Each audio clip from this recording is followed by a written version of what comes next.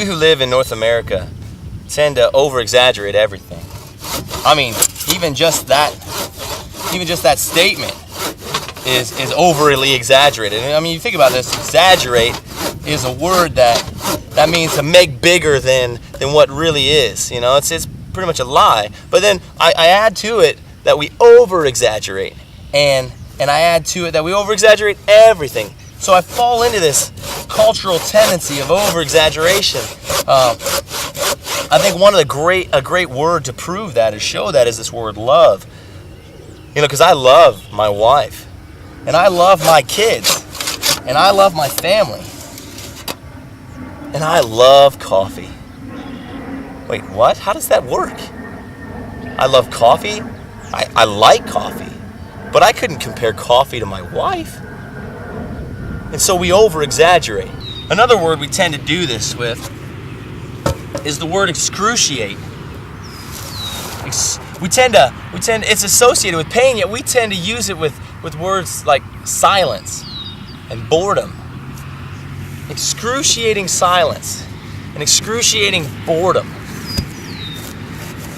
A word that's associated with pain. Are silence and boredom actually painful? No. Yet we use them in this way because we exaggerate. It's funny, this word excruciate. It's a word that actually comes from the Latin excruciare. And that word actually, the root of that word is crux, our word for cross. And actually the front end of that X means from or of. And so the word actually means from the cross. And we use it with silence and boredom. See, the reason that is because the Romans had no idea how to describe the pain and the shame that went along with crucifixion. And so they would just say, it's from the cross. We can't really explain the pain. So it's just from the cross. It's excruciare. And that's where we get our word excruciating.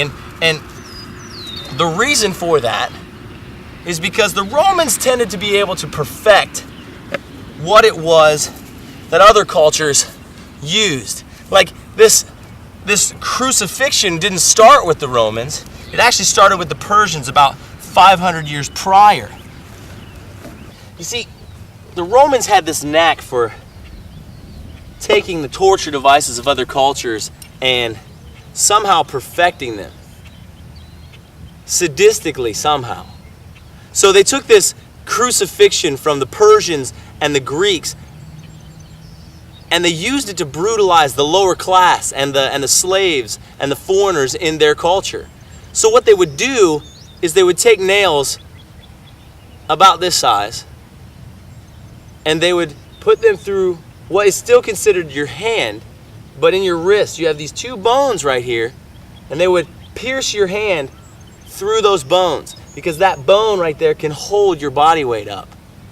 And so they would pierce you there. And the thing about crucifixion is not that you don't die from bleeding to death. You don't die from the nails piercing you and holding you onto a cross. What you die from is what we call asphyxiation, where you can breathe out, but you can't breathe in. And so it was a very slow and painful death.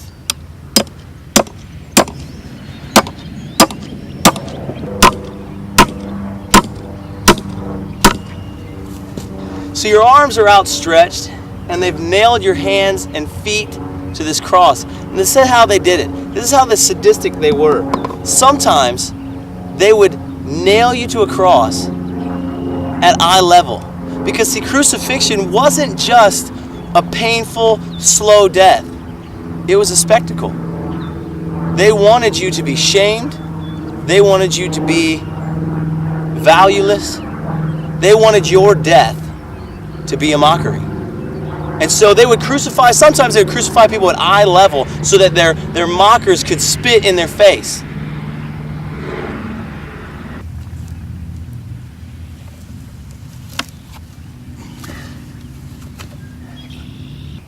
So in order to make this process longer and drawn out, they would take and they would put a seat on the edge of the cross on the stem here. But that seat wasn't to sit on. what it did was they would force the person back on it because they wanted to make this a long, drawn-out process. They wanted to be able to mock as long as they could.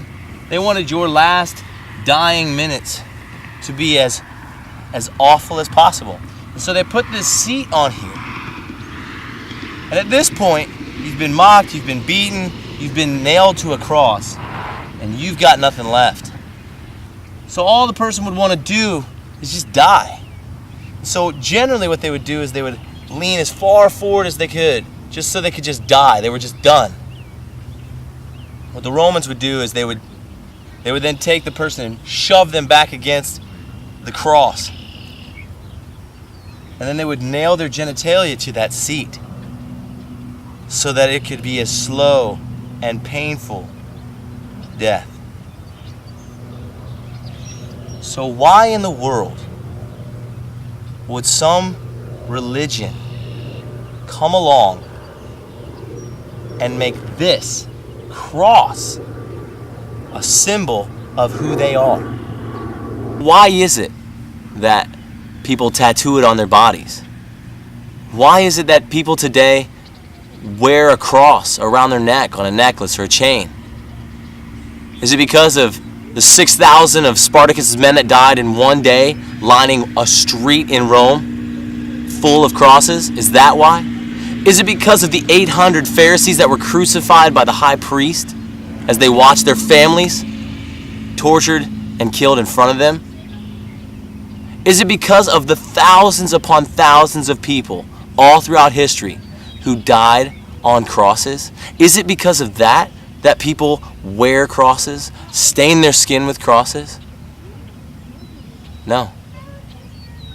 It's because of the one man who died on a cross over 2,000 years ago.